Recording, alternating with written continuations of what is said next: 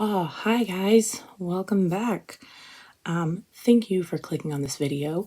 So everybody has been doing this awesome Halloween and Samhain tag for the month of October and September, but I stuck with October and I was lucky enough to get this deck in yesterday. So we're going to check it out real quick. So it's called the Cute Ghost Tarot. I looked it up and I'm not sure why the Moonchild Tarot is connected to this. Couldn't even begin to tell you. But just super duper basic tech box. All good with me. The cardstock on this, I will say, is absolutely phenomenal. So it does come with a pull out. There is some odd, oh gosh, spelling errors. And then the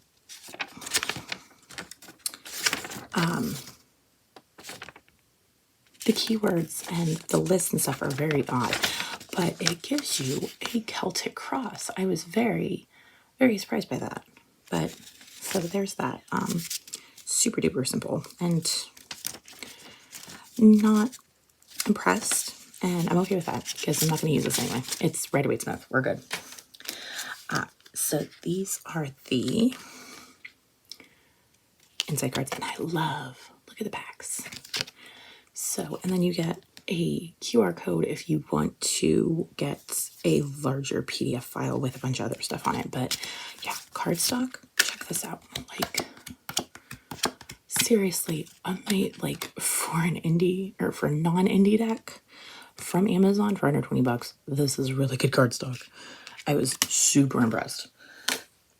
Okay, so a couple of the majors have been changed as far as what they're named. But like I said, super Rider-Waite-Smith. And I love this so much. The creator is one of the few. The Temperance and I believe the Justice card are the other two, because I did flip through this a little bit. But yeah, absolutely adorable. I've seen like the Halloween Tarot, the Halloween Oracle. I've seen all of this stuff and it was cute and I liked the like 90s feel of it, but it did not jive with me. Like, I don't know. As a kid growing up, I sadly didn't enjoy Halloween as much as other kids. The Teacher, that was the other one that has been renamed in this deck. It is called The Teacher instead of the Hierophant or the Pope or anything like that. If you hear anybody else, I do live with other people, so that's what you're hearing. So ignore that.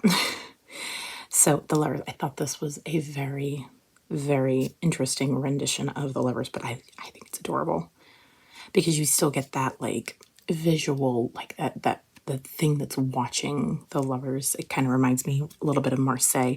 I don't know so much about symbology. I'm working on that. The Chariot. Oh my gosh, this has to be one of my favorite chariots, and I love the fact that they have sphinxes for that instead of like sometimes I see horses, sometimes I see lions, so the fact that they went with straight up sphinx is pretty cool. The Strength card. This was very cool. This, I loved this rendition. There's no lion, but there's this, and that to me is, you know, that's the whole thing. It's inner strength. It's visible strength, and I think that is a very cool rendition. The Hermit. I love this Hermit card. I think it's adorable. So Fate, that was okay. So apparently there's multiple cards in here that were renamed, but not, to me, it's not a bad change up. I do want to do a little bit more research because I know this is very much more Rider-Waite symbology than I'm aware of, and I haven't done enough research on it, but super duper. Oh, okay, so they did leave Justice as is. Okay, I wasn't sure. But yeah, I love I love the ghosts. They are super simple. They did rename this the Hanged One, but you still see that reflection down here, which I think is awesome. Kind of reminds me of my John Bauer deck with the male and female, and then you can reverse it. If you trim off the borders, you can reverse it to the boys hanging upside down versus the girl, or vice versa, which is the girl hanging upside down is the original. I love this death card. It reminds me of Shakespeare. I think it's adorable. And okay, there's no writing on that. But yeah, I love that death card. Enlightenment, this was one of the other ones that had been changed. And also I noticed these don't have numbers on them. The majors don't have numbers, but the rest of the deck does. I thought that was pretty cool. I'm okay with that. I don't require numbers to be able to read. But if you like having numbers on your decks, especially your majors, it's going to be something that may be a little bit off-putting. But I love the fact that the world is down here and we have this like sweeping gesture, and I love this devil card. Is very fun. I think this is one of the few cards that is just not quite kid friendly. Excuse me. But it is very relatable. For what everybody's going through right now, especially if you have a teenager that's dealing with most of this stuff, that freaking peer pressure and stuff. The Tower, very cool Tower card. Definitely get that like earth-shattering kind of feeling, but at the same time it feels kind of, I don't know, like if I take action, beforehand and stuff like that, that's kind of like how I view my tower is take action now. Don't let everything collapse, all of that. The Star card, I thought this was pretty cool. I am always okay with the nudity in the Star card, but not for kids. Like if you've got a kid under 10, you really don't want to be using one that has nudity. Maybe that's just me. That's just me. So I love the Star card. And this Moon card, it feels a little bit lacking because you don't have the creatures or the one coming out of you don't have what's the thing, a crab or a scorpion or I'm not sure. Lobster, there we go. There's no lobster coming out of the Moon card. But to me, it seems like he's the one coming out of that Moon card. So instead of it being, hey, don't lose your chance, you're taking that chance. That's kind of how I feel about it. The Sun card, not a Sun card that, like terrifies me, I guess. The baby on the horse's back kind of always threw me a little bit. But not creepy face either. At least to me, this is not a creepy sun face. And I love the sunflowers. Balance. There we go. I knew there was one more. And then you see that same symbol from the Lovers card, because I don't think it was in the Justice card. No, it wasn't. So yeah, you see that same symbol, which is very cool. So it's that connection between these two cards, which is pretty cool. But love that. And then the World card, which is another one that you get that the same with the other renamed Enlightenment card, which you get those same symbols, except this is the visuals instead of the elemental symbols, which is pretty cool. So it's sticks, cups, blades, and coins. So that's how this deck has been renamed, and I'm okay with that because it's very obvious what you're looking at.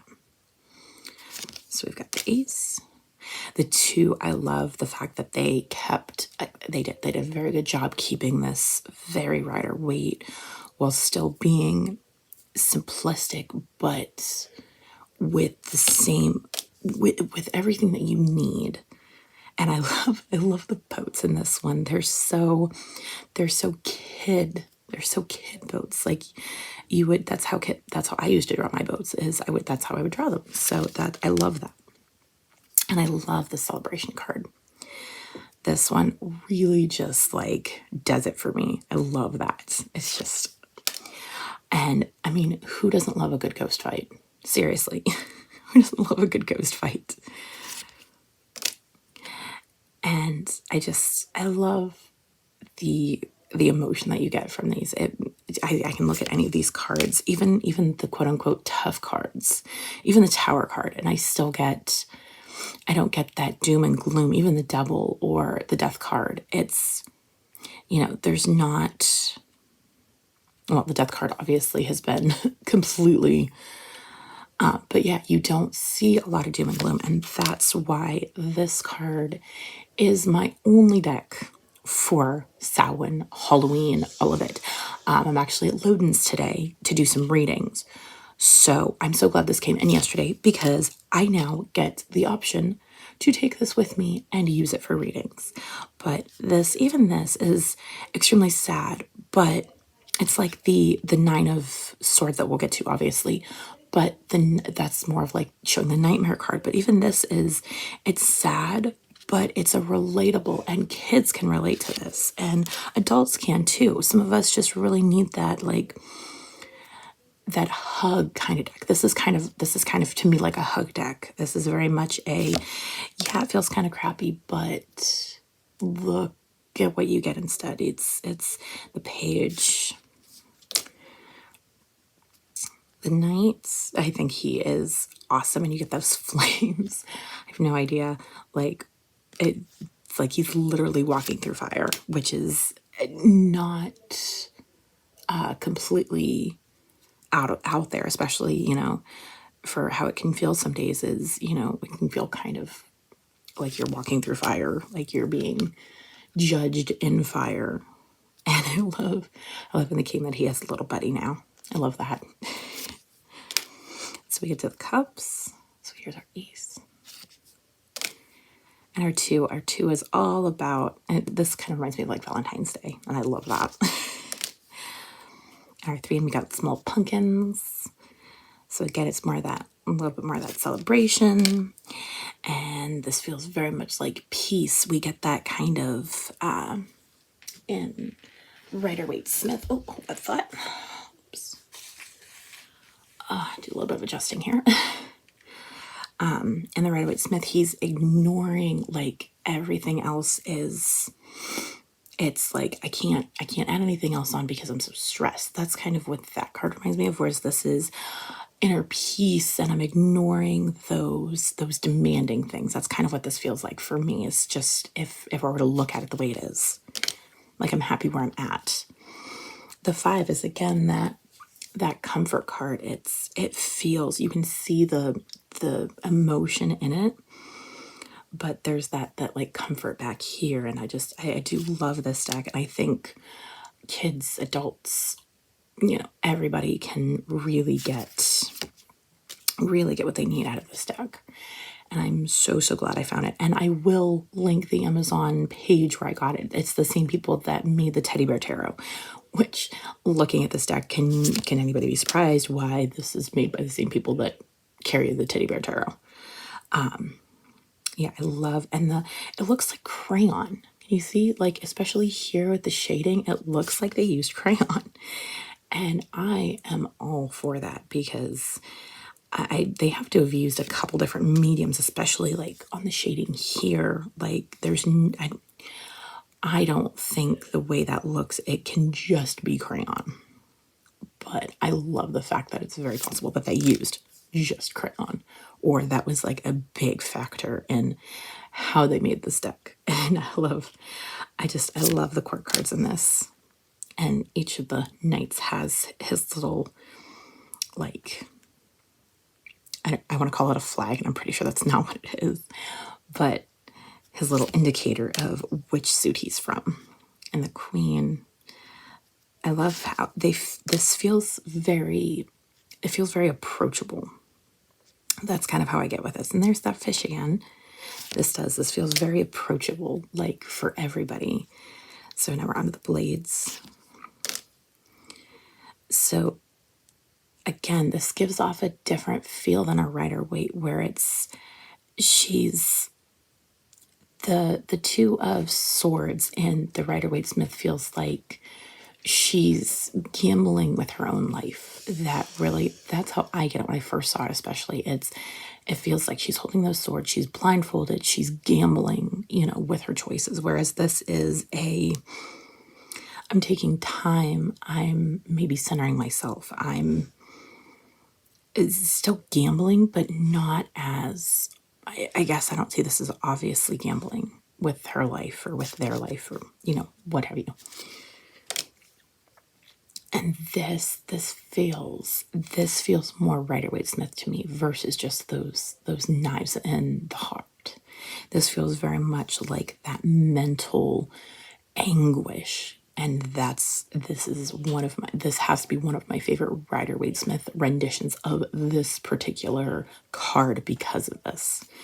So, as far as clones go, this probably will be my only one. I have others that are based on Rider-Waite-Smith, but I've never found a clone that I liked.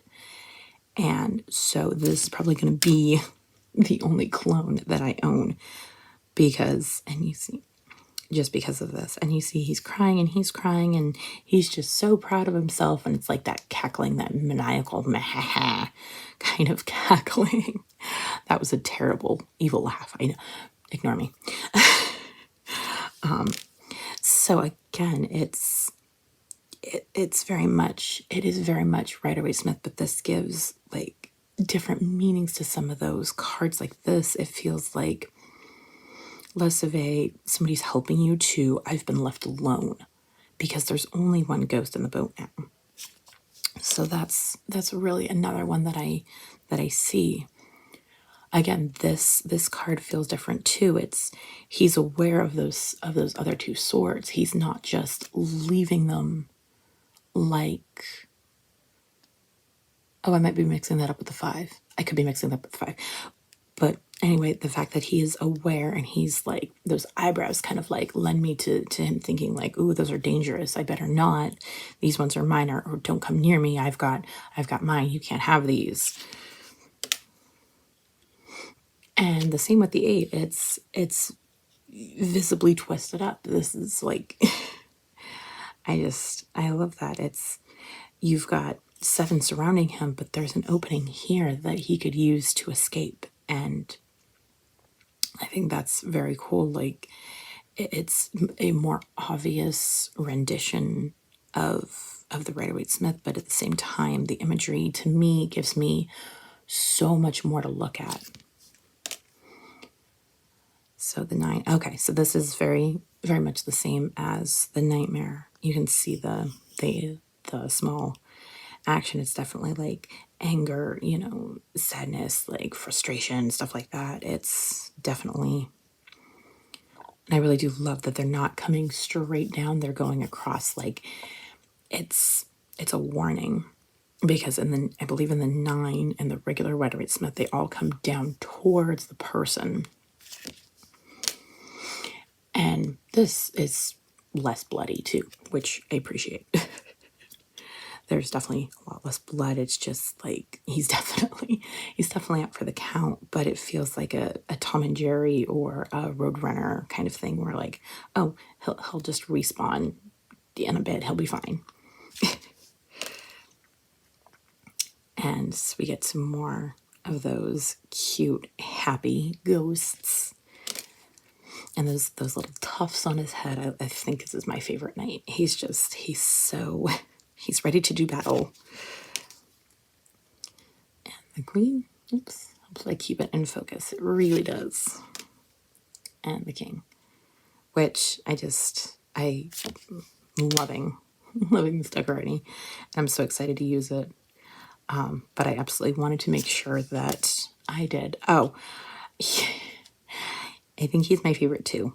I really just love the hat where they pulled in those aspects from the Rider-Waite-Smith, especially in like in the hats. I love the hats and like the 2s and the other ones. The Queens, the Kings all got their hats, and the whole set of court cards got their hats, and I love that. And you get a little bit of that different creativity in this one. And I think that's awesome. It's you aren't doing it by yourself. Again, you've got that help, that backup, that, you know, hey, can I see what you're doing kind of thing. It's like, hey, I think you're really good at this, and can I see too? And the 5. The 5 is again that very much, it's to me, it's this kind of heartbreaking. It's very sad. It's like you all you want to do is wrap them in a hug. It's kind of where I get that comfort deck feeling. It's like you can feel the emotion, and it's kind of sad. Again, with that poppery feeling here, that their little sheets are patched up, so you get that poppery feeling, and then you get that really great person that's, you know, giving up some things. They did, in my opinion, a very good job on really keeping to the way these cards were meant to feel. And the 8, I love the fact that he's drawing another, he's painting another coin, and he's like in the 3. It's just, I like that.